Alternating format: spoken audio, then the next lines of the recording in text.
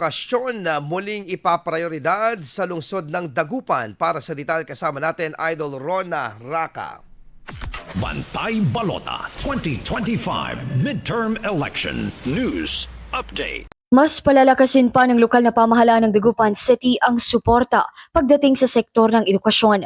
Sa panayam kay re-elected Mayor Belen Fernandez, target pang dagdagan ang bilang ng mga scholars sa lungsod, maging ang pagpapalawig pa ng ibang programang pang-edukasyon. Bibigyan natin ng priority ulit.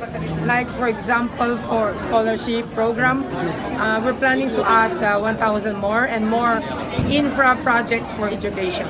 Matatandaan na hanggang sa kasalukuyan, nasa mahigit 4,000 na ang kwalipikadong scholars ng lungsod at tumatanggap ang mga ito ng nasa 20,500 pesos sa kada SEM. Samantala, tiwala si Fernandez na mas nadami pa umano ang mga proyektong mapapakinabangan ng mga Dagupenyos sa susunod na 3 taon ng kanyang pamumuno.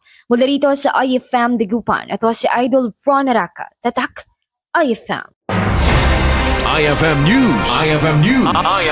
IFM News.